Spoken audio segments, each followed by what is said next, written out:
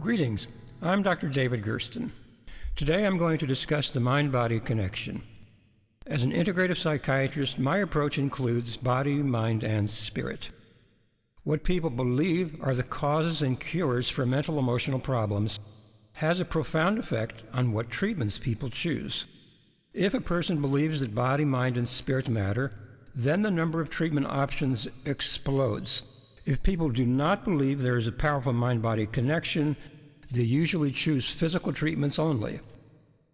The mind-body connection, which is not part of what most doctors consider, is in fact real, well documented, and is a huge part of what causes illness and what cures it.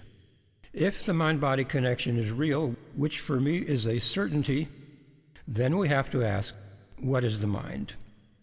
Once we understand the mind-body connection, we will choose healing modalities based on that knowledge. The Vedas, the ancient Indian text, talked about the antakarana, or the inner instrument. The antakarana is the soul's instrument, and it consists of the mind, the intelligence, the ego, and the will. We can think of soul as synonymous with spirit or consciousness. Let's start by exploring the mind. The mind is an endless stream of thoughts. The information that enters the mind comes through the five senses. Some thoughts turn into wishes or desires. In a simplistic way, when desires are attained, we experience temporary happiness. When we risk losing a cherished desire, we may experience fear about the potential loss. When desires are thwarted, we can experience anger and sadness, which, if not fully expressed, turn into depression. The intelligence part of the antakarana is involved in discriminating truth from untruth, real from unreal, and right from wrong. Based on the conclusions made by our intelligence, we know what the right course of action is. If we fail to act on that knowing, we fall into an emotional pit. Here is one formula for a happy, productive life. Speak the truth and do the right thing no matter what. Courage is often required in order to do the right thing. The ego part of the antakarana is the container of our core beliefs. Lastly, we need the will part of the antakarana in order to have the courage to take right action. Let's look at what is the mind. Neither psychiatry nor psychology ever bothered to ask the question, what is the mind? So let's begin with that. If you're having problems with your mind, wouldn't you want to know what the mind is? The average person's mind churns out 10 thoughts per minute, 600 per hour, 5,000 per day, and about 1,825,000 useless, random thoughts every year.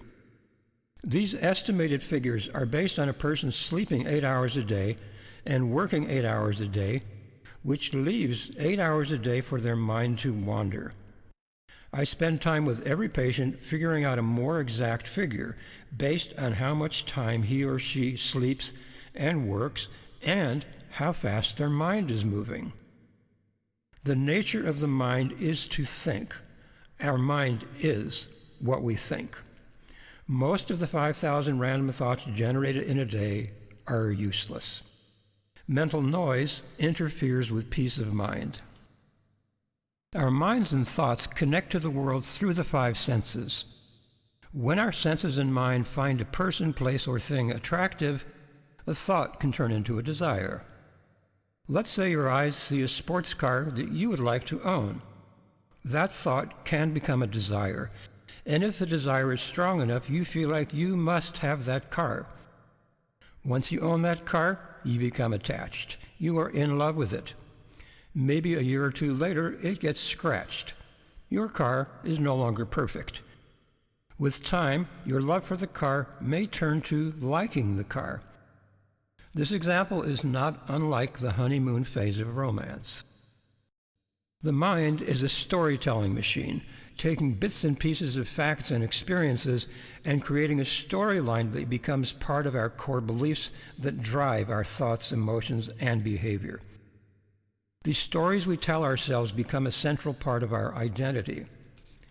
Core beliefs, which are unconscious, determine 90 to 95% of all of our emotions and actions, according to Dr. Bruce Lipton. When the grip of the mind is weakened and tamed, our connection to our soul or spirit is easy to access. Metaphorically, the soul is like the sun and the mind is like clouds. The faster our mind goes, the more anxious we become, and the more our mind, like clouds, blocks the light of our soul. Our sense of meaning in life is not about our mind or body. It's about our soul's mission in life. Is life meaningful or meaningless? What am I doing here on earth? Meaning has to do with what our purpose is as a human being. We can train our mind to think about things that are meaningful to us. Those with a sense of purpose do much better in life and in healing than those without a sense of purpose. What is the mind-body connection? You now have some idea about what the mind is.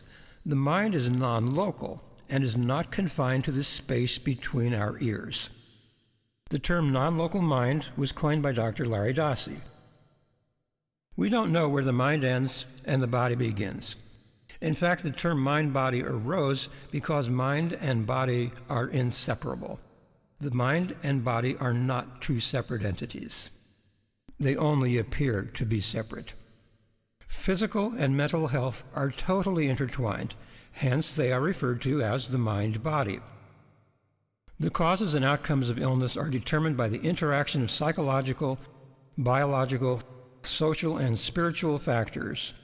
Furthermore, the brain, immune system, and endocrine system are all one large system with communications going back and forth between those three systems. A very important way that brain, endocrine system, and immune system communicate is through receptor sites, which I'll discuss in a minute.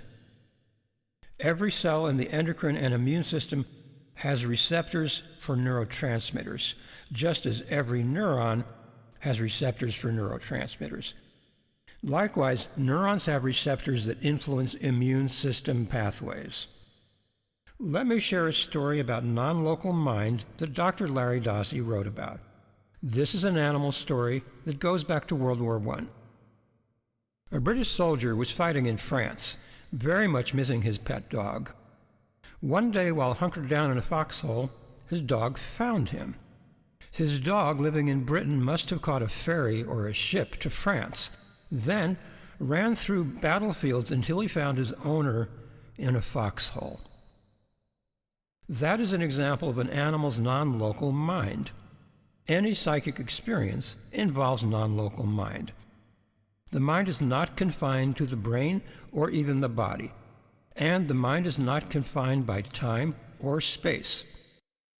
The mind-body connection also includes communication between the brain and the gut. The gut-brain includes 10 million neurons. 95% of the serotonin in our body is made by the GI tract. In 1991, Dr. Andrew Armour, MD, PhD, a neurocardiologist, discovered that the heart has an intrinsic cardiac nervous system. This heart-brain is composed of approximately 40,000 neurons that are like neurons in the brain, meaning that the heart has its own nervous system. The heart sends more signals to the brain than vice versa. So, part of the mind-body connection is the brain-heart connection. Now let's begin looking at what's called the Polyvagal Theory. Another aspect of the mind-body is the fact that the mind is connected to the body through the autonomic nervous system. Until recently, people have thought of two parts of the autonomic nervous system: the fight-or-flight sympathetic nervous system and the parasympathetic nervous system, which is involved in rest and digest. But that binary system is incomplete. My next video will be about the three main parts of the autonomic nervous system, which are, number one, sympathetic nervous system fight or flight, which gets revved up when we believe we are in a dangerous situation. Number two, dorsal vagus nerve shutdown, collapse, and freeze, which is revved up when we believe we are in a life-threatening situation and fight or flight have failed or are not an option. And 3, ventral vagus nerve, which is involved in social engagement, connection, curiosity, and a sense of safety. Dorsal vagus nerve and fight or flight are automatic defensive responses. Before a performance or competition, increased sympathetic nervous system activity enhances our performance. Too much fight or flight activity causes irritability or anxiety. Massively revved up fight or flight physiology causes panic attacks. If fight or flight is not an option, if the danger is overwhelmingly powerful and there are no escape routes, we then can slip into dorsal vagus nerve activity, which causes shutdown, the freeze response, collapse, immobility, dissociation, emotional numbness, and depression. Stimulation of the ventral vagus nerve, which is involved in social engagement, safety, and connection, decreases the activity of fight or flight physiology and decreases dorsal vagus nerve shutdown and collapse. Although the first book on polyvagal theory was published in 1994, only 30 years ago, the research and the science is vast. We can take drugs or supplements to treat anxiety or depression, but if we don't balance the autonomic nervous system, a big part of the mind-body connection, recovery is slow and often not complete. Psychoneuroimmunology studies how our emotions and thoughts impact the brain, hormones, nervous system, and immune system. Changes in the immune and endocrine systems create changes in our nervous system.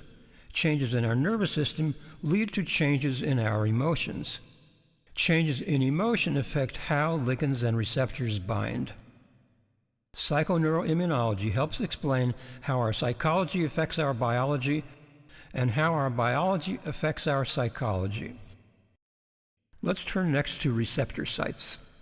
To understand the mind-body connection, we need to turn to the work of neuropharmacologist Dr. Candace Pert regarding receptor sites.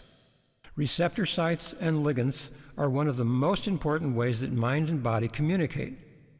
Dr. Pert's PhD thesis was the discovery of the endorphin receptor site. She and her partner Michael Ruff created psychoneuroimmunology. Dr. Pert is also responsible for creating mind-body medicine. Ligands include neurotransmitters, hormones, and peptides. Peptides are short chains of amino acids. According to Dr. Pert, 98% of all information and data transfer in human beings occurs at receptor sites. Only 2% of information transfer occurs in brain synapses.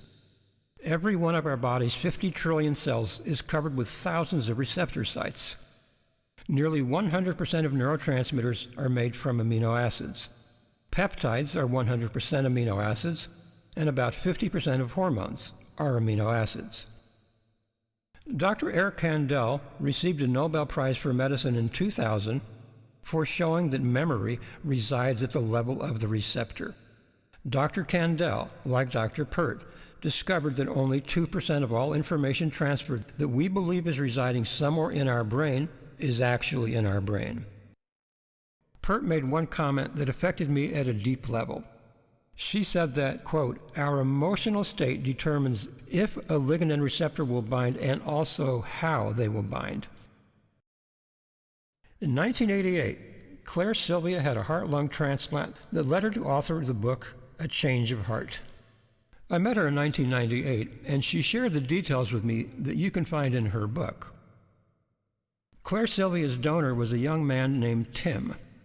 After the transplant, Sylvia, a dancer, developed the body posture and personality traits of young Tim. 6 months after the transplant, Sylvia had a transformative dream. She wrote, quote, "In the dream we kiss, and as we do, I inhale him into me. It feels like the deepest breath I have ever taken. And I know at that moment the two of us, Tim and I, will be together forever. I woke up knowing, really knowing, that Tim L. was my donor and that some parts of his spirit and personality were now in me." Eventually, she learned that Tim L. was the name of her donor. His last name has remained private. Claire Sylvia suddenly developed a craving for beer and McDonald's Chicken McNuggets. She didn't know that Tim, who died in a motorcycle accident, loved beer and Chicken McNuggets, and that he had some in his coat pockets at the time of his fatal accident. Sylvia experienced so many changes after the heart-lung transplant that she tracked down Tim's family to share her experiences. Claire Sylvia felt as if a second soul were sharing her body, and that soul was masculine, making her more aggressive and confident. Her libido increased, as did her body odor. Her story came to mind while writing the text for this video. If 98% of all information is stored on the 50 trillion cells throughout the body, I think I know what happened to Claire Sylvia. The lungs are a large organ, as is the heart. There are about 250 billion cells in the lungs, each cell covered with thousands of receptor sites. Tim's heart and lungs were filled with memories and emotions that were stored in receptor sites. Once Claire Sylvia met Tim's family, she decided to create a ritual to bring this chapter in her life to a close. She got on a motorcycle, imagined that Tim was riding behind her, and through several rituals and places that Tim visited, his presence finally left her body. This is one amazing story of how the mind-body connection works through receptor sites. This is a theory, but I think it makes a lot of sense. Mental imagery is the language that the brain-mind uses to communicate with the body. Worry, which is picturing negative outcomes, is the number one kind of mental imagery. It's something that we are all experts at. My very first experience with clinical mental imagery involved treating a depressed hospitalized man who had multiple sclerosis, or MS.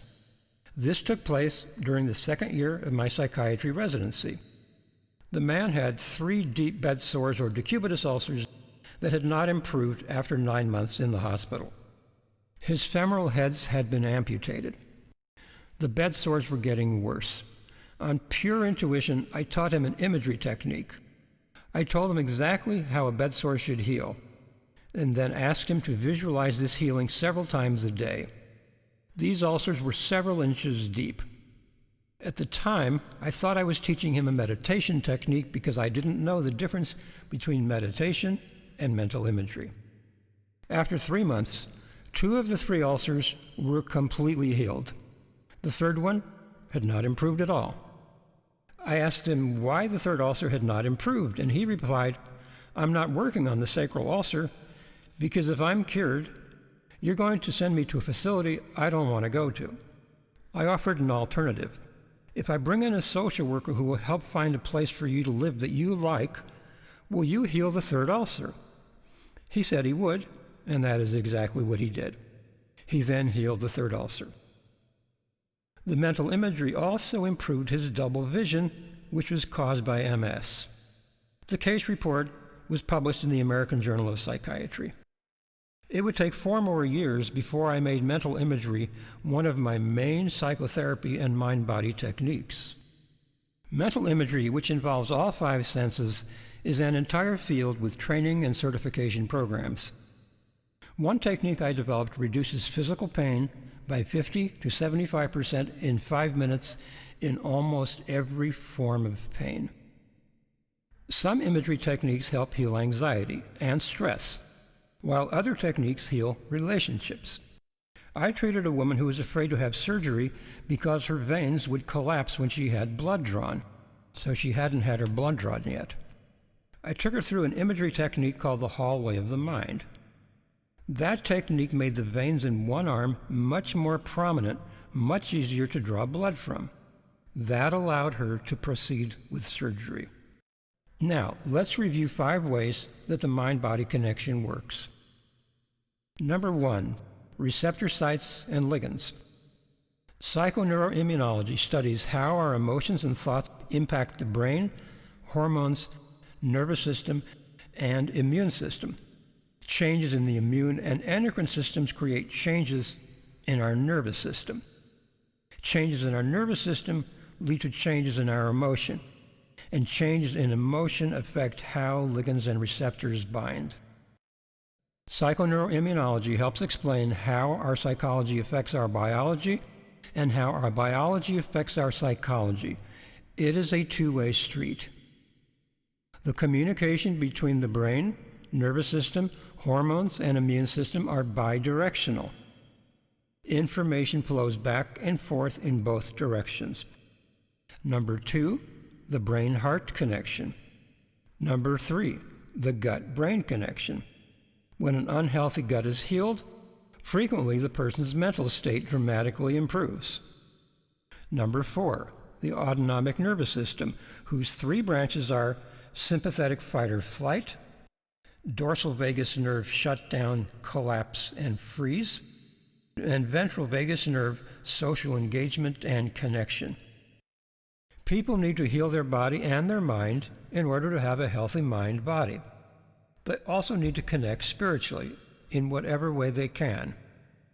Without including the spiritual dimension, we cannot claim that an approach is holistic.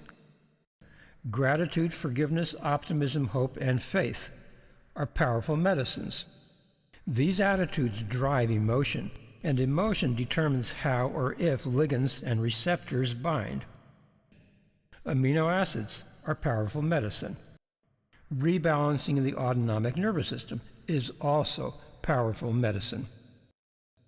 These physical and mental tools make up mind-body medicine and mind-body psychiatry.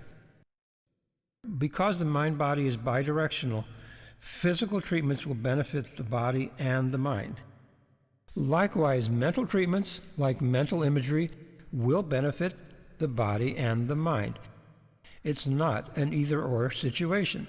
The mind-body is one inseparable unit. So we should be thinking of ways to benefit the body and mind in order for the mind-body to be healthy and happy. Thank you for watching and listening. If you like this video, please hit the like button, subscribe, and share. Together, let's help educate more people and accelerate the transformation that we as a nation require. Thank you and have a great day.